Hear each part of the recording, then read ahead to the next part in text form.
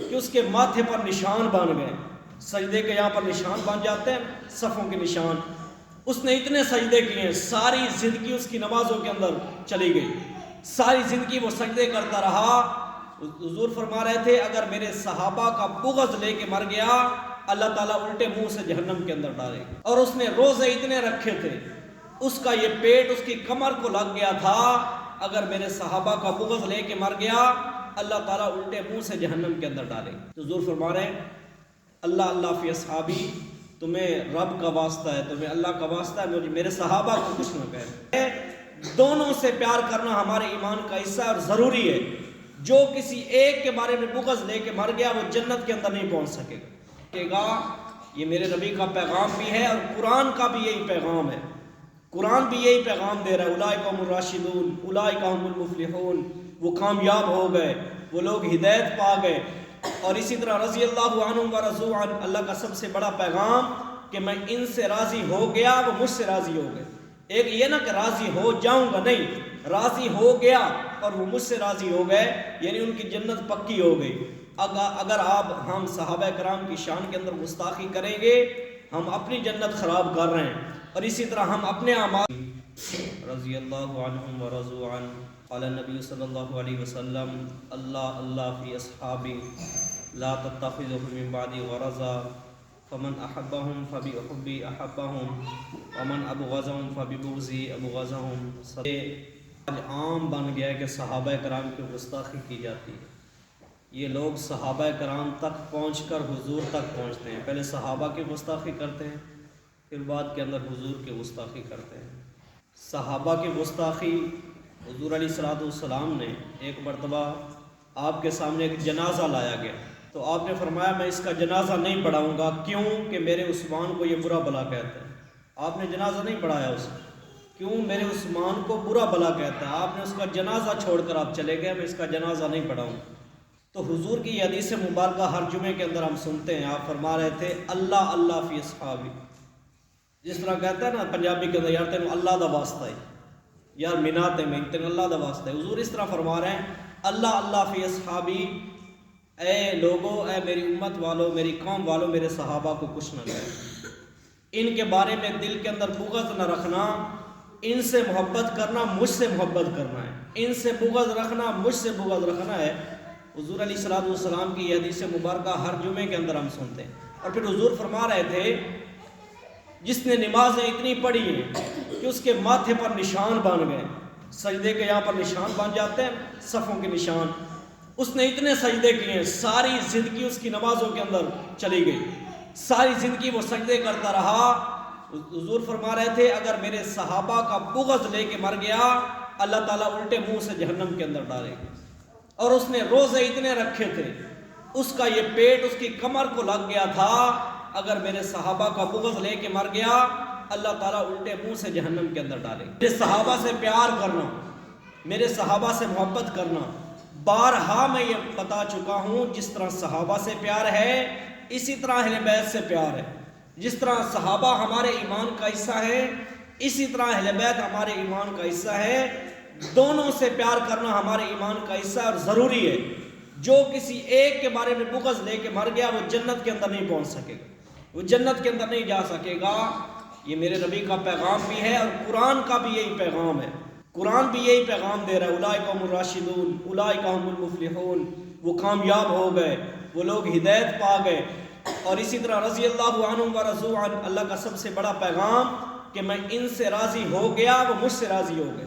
ایک یہ نہ کہ راضی ہو جاؤں گا، نہیں، راضی ہو گیا اور وہ مجھ سے راضی ہو گئے، یعنی ان کی جنت پکی ہو گئی. اب ہم صحابہ کرام کی شان کے اندر گستاخی کریں گے ہم اپنی جنت خراب کر رہے ہیں، اور اسی طرح ہم اپنے اعمال ضائع کر رہے ہیں. اور اسی طرح ہم حضور کی اس وعید کے جو حضور نے ہمیں بتلائی تھی کہ میرے صحابہ کا بغض لے کر مرنے والا جنت کے اندر نہیں جا سکے گا. باقی صحابہ کے اندر اگر اختلاف تھا وہ بڑے لوگ تھے. میں ایک مثال دے کے آپ کو یہ بات سمجھاتا ہوں کہ حضرت موسیٰ علیہ السلام کوہ طور پر گئے اللہ سے ملنے کے لیے. 40 دن کے بعد واپس آئے تو حضرت موسیٰ کی قوم وہ بچڑے کی پوجا کر رہی تھی. تو حضرت موسیٰ علیہ السلام نے اپنے بھائی ہارون سے کہا کہ میں تجھے ذمہ دار بنا کے گیا تھا، یہ میری قوم کیا کر رہی ہے؟ بچڑے کی پوجا کر رہی ہے، رب کو چھوڑ کر اب بچڑے کی پوجا پہ آ گئے تو حضرت ہارون کہنے لگے بھائی جان میں نے ان کو بڑا سمجھایا، میں نے ان کو بارہا یہ بتاتا رہا کہ یہ کام چھوڑ دو، بچڑے کی پوجا چھوڑ دو، لیکن انہوں نے میری بات مانی نہیں۔ اب حضرت موسیٰ علیہ السلام نے حضرت ہارون کی داڑھی سے پکڑا، ان کو زمین پر گھسیٹا۔ اب دونوں کی شان کے اندر فرق نہیں آیا، حضرت موسیٰ بھی نبی ہیں، حضرت ہارون بھی نبی ہیں، دونوں نبی رہے۔ یہ نہیں کہ اب ان کے اندر آپس کے اندر وہ بات ہو گئی، کیونکہ یہ دین کا معاملہ تھا، دین کا معاملہ تھا۔ اسی طرح جنگ صفین جو ہوئی ہے حضرت علی رضی اللہ تعالیٰ عنہ اور حضرت امیر معاویہ رضی اللہ تعالیٰ عنہ کے درمیان یہ دین کا معاملہ تھا، ان کی ذاتی لڑائی کوئی نہیں تھی۔ یہ دونوں صحابی رہے، دونوں کے مقام کے اندر کوئی کمی نہیں ہے۔ اور سارے مانتے ہیں نا پیر عبد القادر جیلانی کو، 11ویں والے پیر نو سارے مانتے ہیں نا، 11ویں والا پیر سارے مانتے ہیں ان کا ایک جملہ ہے، وہ فرماتے ہیں کہ میں ایک راستے پر بیٹھا ہوا ہوں، وہاں پر حضرت امیر معاویہ کا گھوڑا گزرے، اس گھوڑے پر حضرت امیر معاویہ سوار ہوں اور اس گھوڑے کی مٹی مجھ پر پڑ جائے تو پیر عبد القادر جیلانی یہ سمجھے گا کہ اللہ نے میرے لیے جنت کو حلال کر دیا، میری بخشش ہو گئی۔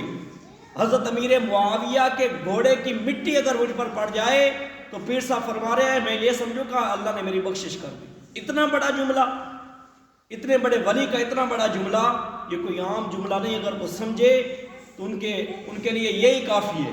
پوچھا جا رہا ہے حضور گھر داخل ہوئے تو آپ نے ایک منظر دیکھا، حضور کی بیوی حضرت ام حبیبہ، حضرت امیر معاویہ حضور کے سالے ہیں، حضرت ام حبیبہ حضور کی بیوی ہے، تو آپ گھر داخل ہوئے تو آپ نے ایک منظر دیکھا، حضرت ام حبیبہ کی گود کے اندر حضرت امیر معاویہ لیٹے ہوئے، تو وہ اپنے حضرت امیر معاویہ کے نا بالوں کے اندر اس طرح ہاتھ مار رہی ہیں، ہاتھ پھیر رہی ہیں۔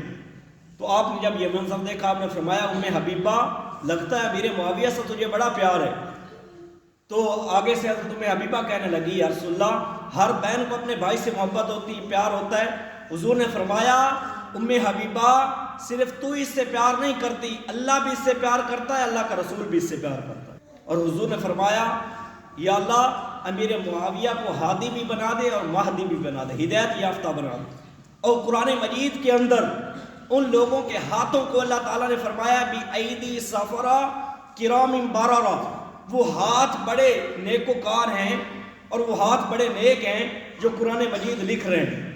جب وہی نازل ہوتی حضور پاک لکھوا دیتے تھے قرآن مجید کو، اور چھٹے نمبر پر حضرت امیر معاویہ کا نام آتا ہے۔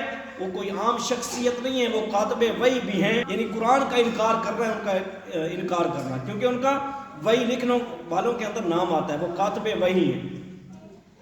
تو یہ ساری حدیثیں حضرت امیر معاویہ رضی اللہ تعالیٰ عنہ کے متعلق ہے۔